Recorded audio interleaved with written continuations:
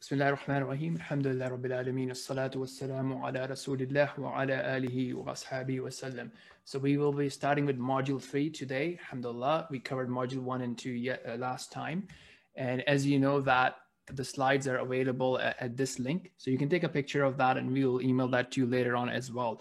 So the idea is that because this is something that's we are improving year over year or months over months.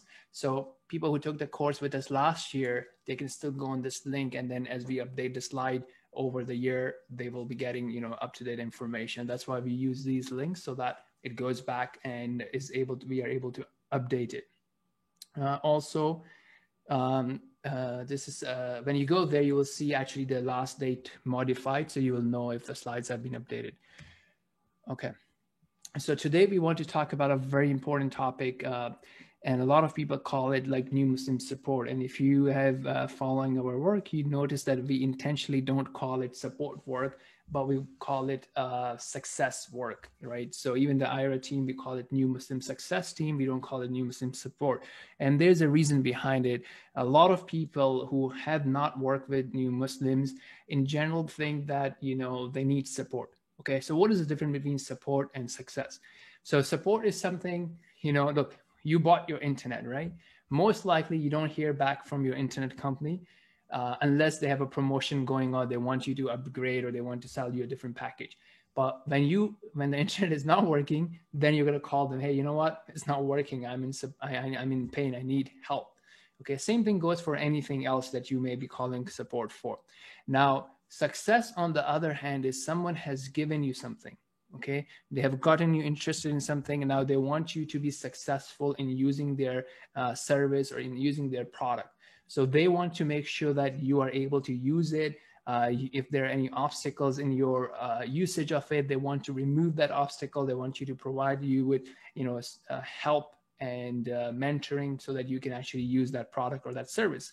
So these type of things, usually you would see it when it's a subscription model. Okay, I'm just giving you a business analogy as we did last time as well, so that we can start understanding things.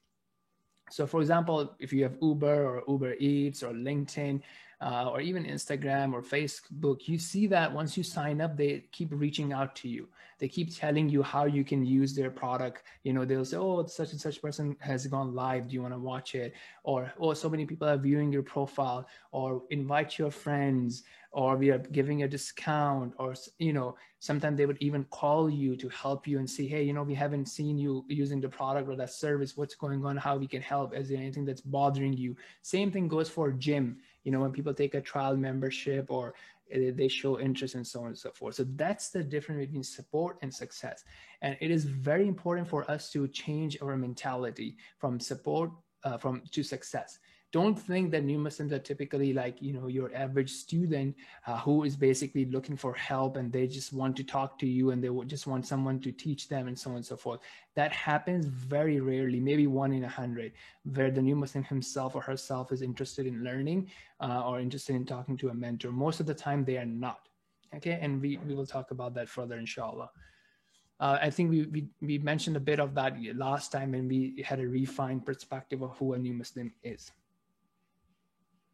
Okay, so let's continue with that.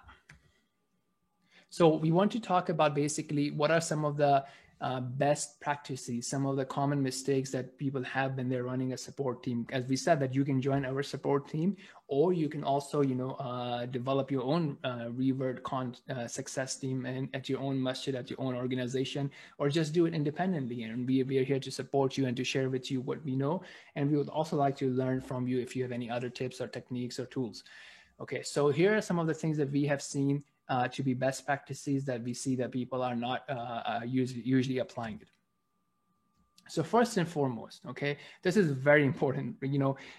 Typically what happens is when someone takes shahada at the masjid or you come to know of a new Muslim, you give them your card or your contact information that, hey, you know what, if you need anything, call me. Okay, that is again a support mentality. And we don't do that, right? Even think about masajids or organizations. If they're giving you something for free, they want to take your email. Why? So that they can reach out to you. They can tell you what they are doing. They can ask you for donations. They can ask you to share their message with other people. So it's a big no-no for you to just hand out their contact. ask them, hey, you know what, I'd love to be in touch with you, or I would love to pass your contact to a new Muslim success team that I know of at the masjid. Get their contact information and then pass it on to the new Muslim success team, or get it for you and follow up. So that's the first key thing. Please do not just give them your contact information. Rather, do your best to get their contact information. Okay. Now, some of the other things that you can do is have a conversation with the following people, following teams. These are great resources for you to be connected with a new Muslim. So imams and management of the masjid. Okay. So what happens, imams are usually very busy. Managements are usually very busy. They do not have that sort of time or luxury to follow up with new Muslims. So when they get a shahada, when someone comes to a masjid and takes shahada, usually they would not have the time to follow up proactively. But what they can do is, if they know that, hey, you know what, we operate a team, beside you or in the same city or so on and so forth, you can introduce yourself to them, so that when they see someone coming into take shahada, all you want them to do is say, you know what, I want it to be very simple for you. You can just WhatsApp it to me. You can just email it to me, do something, just get me their number or email or whatever, but just give me that contact information, and then I can even keep you posted about the progress of that person. Second thing is, if you have a street dawah team, we talked about last time, it's very important and ideal for a street dawah team to have their own new Muslim mentoring team, but sometimes, and most of the times, they don't. So, obviously you want them to have it, but until they have it, make sure that your local street dawah team is aware of your new Muslim success team, so they can pass on that contact to you.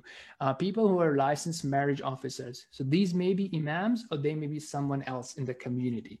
Okay, so these people get a lot of people converting to Islam and then marrying, a born and raised Muslim or Muslimah. So it could be a very great resource to have connection with them, so they can also introduce you to the new Muslims. And obviously let your general public know, right? So general public in your network, in your masjid, in your community, they may come across many new Muslims through their own network and through their own colleagues and friends, so they can utilize your services as well. So these are some of the key things. Number one, get their information. Number two, let other people who may have their information connect them to you. Same thing goes on, right? Sometimes people would have a social event for converts, or would have a convert, box or welcome box. Well, if you do that, take their contact information and follow up, right? The idea is not just to, give them food or box, but rather do our best to connect them with Allah subhanahu wa ta'ala, as we discussed last time. Okay, so now here are some of the other things that you want to be thinking about as you set up your team. So when it comes to introducing convert to others, it's a naive mentality to think, oh, okay, I'm just going to introduce convert to convert. It can work and it cannot work. I've seen it working well, and I've also seen it not working well. Just because someone is a convert does not mean that they're going to get along well with another convert, right? I have convert from all demographics. Some are, highly educated. Some are not as much. Some come from a hood background. Some do not. Some have interest in sports. Some have interest in, reading and business and so on and so forth. So, if you're just going to go, okay, I just want to put all the converts together, that's not the best way, right? If you're focused on their success, maybe that's not the best thing. So understand who they are, what they were looking for, who they can connect with, and then introduce them carefully to hopefully the right-minded people. Okay. Now, the second thing that a lot of people do is, social events. So many new Muslim success team, when they start, they say, oh, I'm going to start a new Muslim class, and I'm going to do an event for new Muslims. Both of these things are very hard to be sustainable, because new Muslims may be busy. They don't show up to classes. They may not show up to, events. So why not think big and think scalability and just start, let's say, a beginner class? Okay, so if they come, that's good. If they don't come, at least the born Muslims who haven't been educated, they will be coming to the event.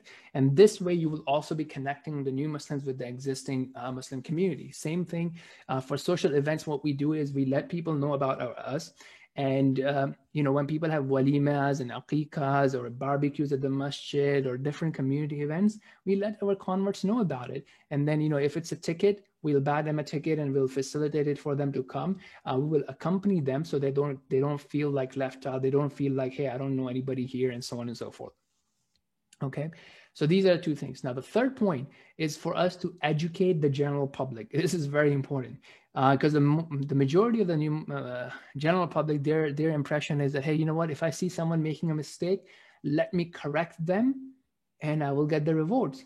What they don't understand is sometimes you correcting someone can cause a bigger harm than the good.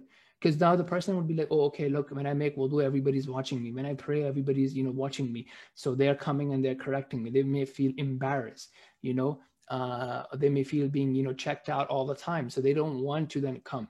So you want to be very careful about it. You just want to, if you find someone who's not praying properly or who looks like new, ask them, I haven't seen you. You look like new.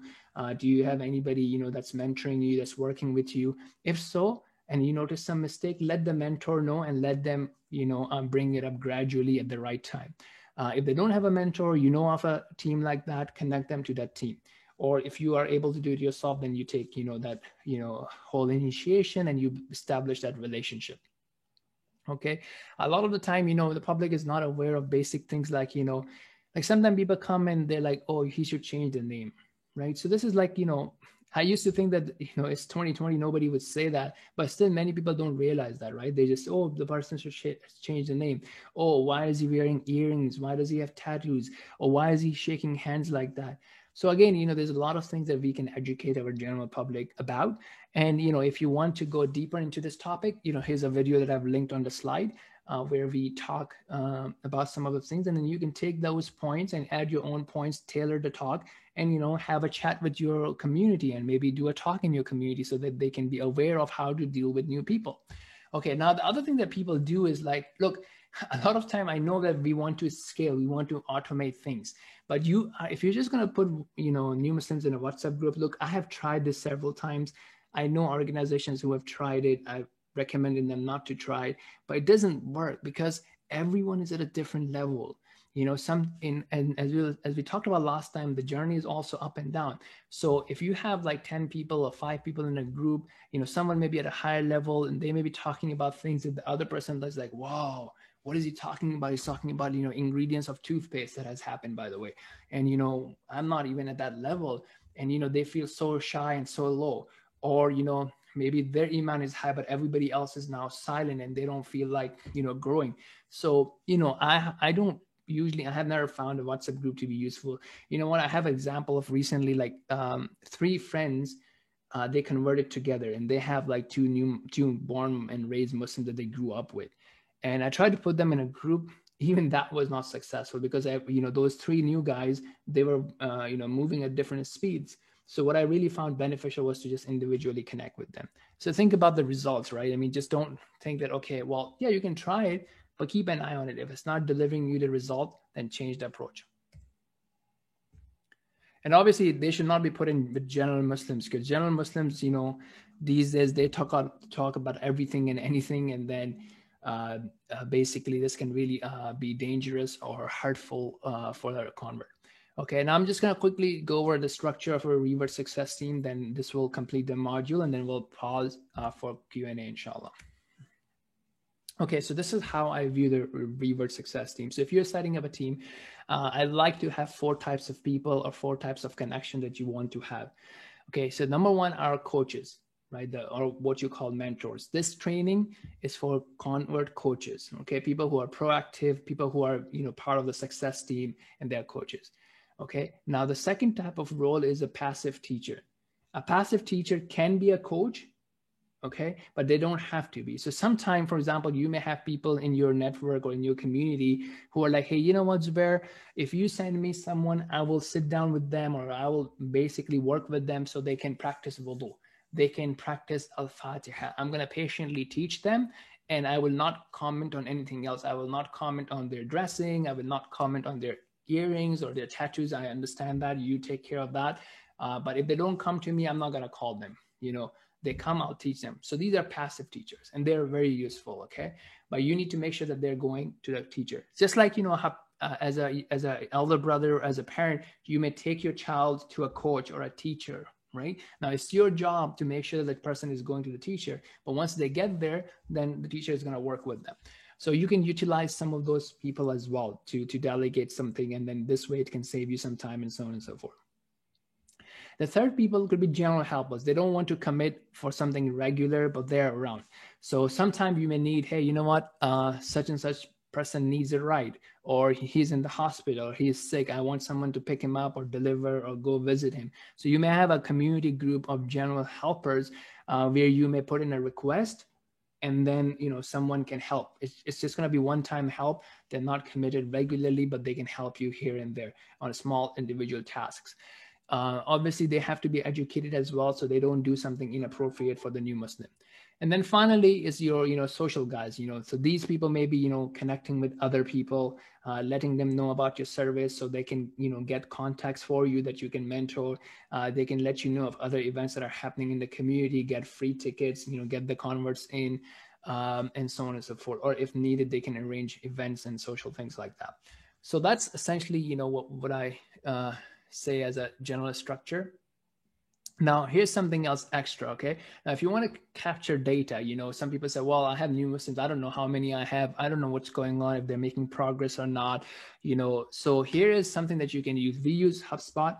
We have recorded videos that you can use as a training and set up your own. Or if you need help, let us know. We'll help you set up. Or you can become part of our HubSpot, and then we'll give you a separate, space where you can capture your new Muslims and so on and so forth. Again, look, this is a training in which we'll give you some content, we'll give you some overview, and we'll give you some links for further lookup if you are interested in that topic. So here's, as I said, HubSpot user training, and is also admin training if you're deploying it for your own organization. Okay. So these are some of the best practices that you can do if you're setting up your own team, as opposed to joining an existing team. Or if you're part of an existing team, if you like any of those tools, you can pick it up and improve your own team, inshallah. Okay, so with this, this has actually covered our module 3. What we'll do is, just pause a few minutes so you can have a break as well, and then we'll also be able to take some questions from you.